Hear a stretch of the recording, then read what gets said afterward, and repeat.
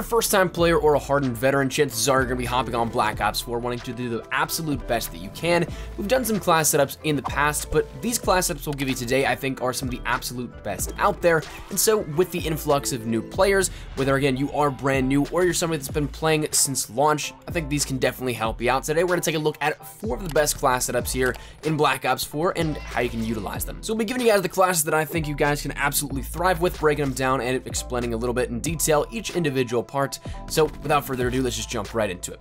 The first one up on deck here is one that's honestly been a weapon since the very beginning that's been a fantastic choice for any sort of playstyle you may have, that being the Maddux RFB. This being the final rifle classification. If you are a newer player jumping onto the game for the first time here after the holidays, then it is something that you might want to consider using an unlocked token on that if you don't already. The Maddux leads the pack in fire rate and is right on par up there with the ICR for highest in class for accuracy, but this weapon is fantastic all around because of its mobility and those other properties that we just mentioned. Now for the class setup we end up running here at this one, we're going to run 1 optic and then 3 attachments, so that's going to naturally already add on 1 primary gunfighter attachment. Then we run 3 perks and 1 piece of gear, no secondary. But for the Maddux itself, we end up running the Elo sight, quick draw 1 and quick draw 2, as well as stock.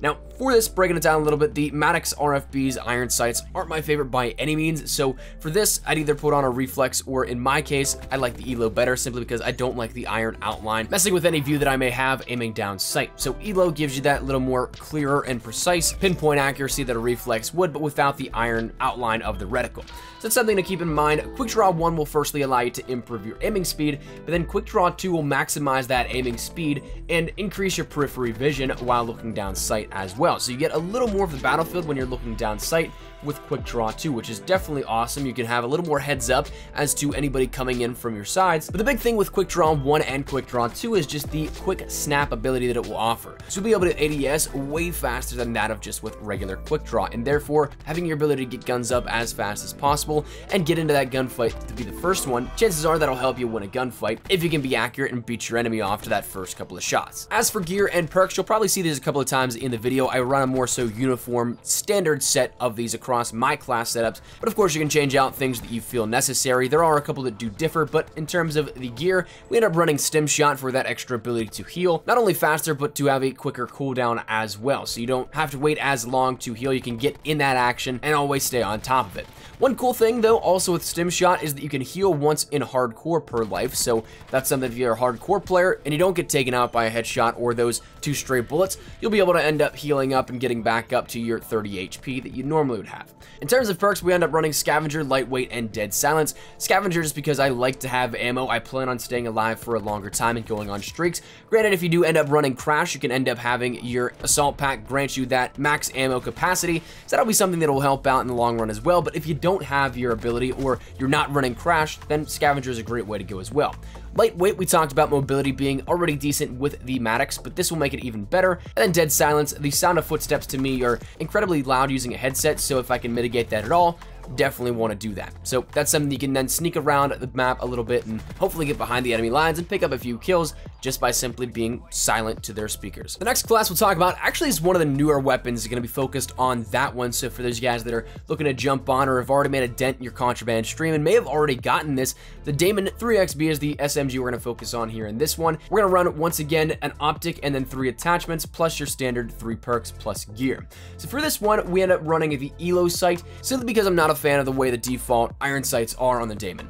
The iron sights for the Damon are a little bit too spread apart, and I feel like it takes up way too much of your peripheral vision, so therefore I'm just not a huge fan of it, and so I like to throw on an optic of the Elo, once again for the same reason that it doesn't have the intrusive iron outline as the reflex. And then we end up running the attachments of high caliber, steady grip, and then fast mags.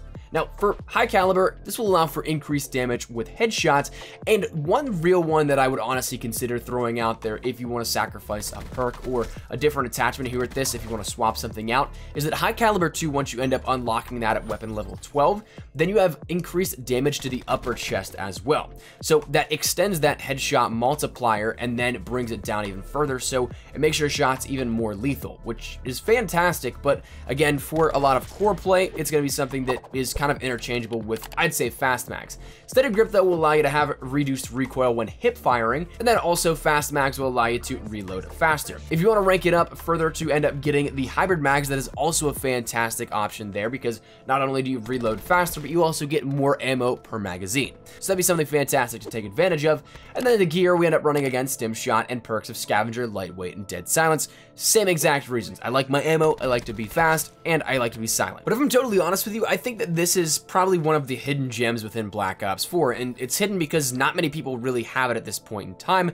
And so therefore, if you end up unlocking this, definitely give it a try, because it's a burst SMG. Sure, that might turn you off a little bit at first, but it can absolutely shred.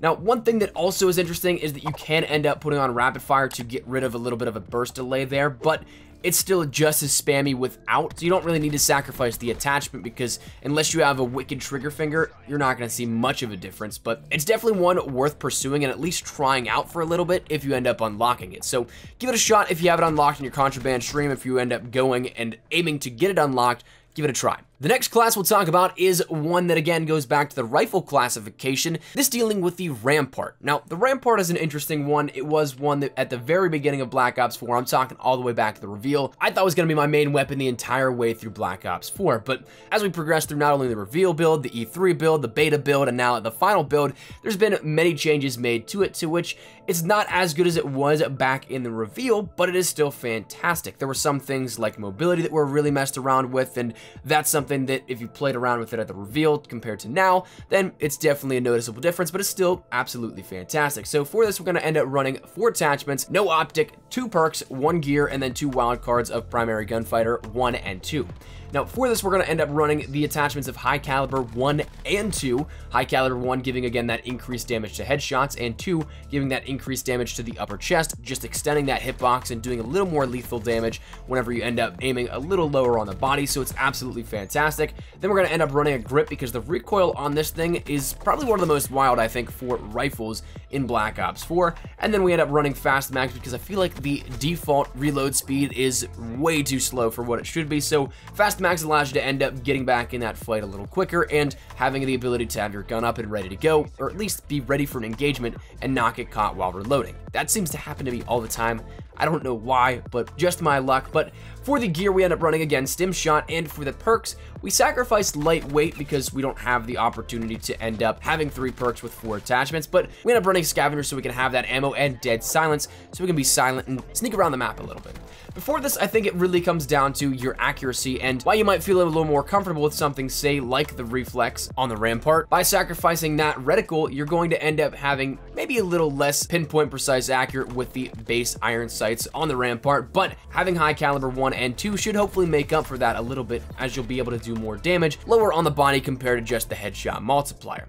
Now, this thing has the absolute potential to shred, but it really comes down to how you want to play with it. Because it's not as mobile of a weapon, it is something that I would say stick to the perimeters a little bit further. Play a little bit more passively, but also still, of course, be in the action. I'm not saying to camp, but don't necessarily rush into a group of people thinking you're going to Rambo style them, because with the mobility, with some of the different properties and things like that, it's going to be a lot harder to get out of that situation if you can pick up 1 or 2 or 3 kills. And the final class setup we'll talk about here on the channel is one we have discussed on the channel previously, but it is one that is honestly insane, and for anybody looking to absolutely shred, again, either new or returning veteran of the game, the Titan with its operator mod is absolutely insane. I'm talking almost unfair, like probably broken levels. But this is something that we're going to end up running the operator mod wildcard and also use 2 attachments, 3 perks, as well as 1 piece of gear. So for the Titan itself, we end up running quick draw as well as stock, plus the operator mod of the oppressor. That's something that if you have the ability to rank this up, definitely do that as fast as possible. If you end up wanting to destroy, you can still do so without, but the oppressor is a next level piece of gear that really helps this out. But quick draw allows you to end up getting that up way faster than you probably should on an LMG. Stock allows you to strafe a little more and retain your mobility speed while aiming down sight a little bit. And the oppressor, well, that's something that will shake your enemy's screen when you're shooting at them. That is exactly what it sounds like, and I think it's insanely broken, but it is what it is, and until it's nerfed, if it ever is, well, you have the opportunity to use it for yourself. So that's something you end up running on the Titan, and the weird part about the Titan is that the mobility of an LMG of such a caliber rivals that of the mobility of an SMG. That's the one thing I don't understand about the Titan, how it's designed as such, but it's a very mobile LMG, so therefore you can play aggressively with one of the highest DPS weapons within Black Ops 4. Then we additionally run the gear of Stim Shot, again, Scavenger, lightweight, and Dead Silence. The key part of this, though, being, honestly, I think lightweight. Scavenger's nice because, of course,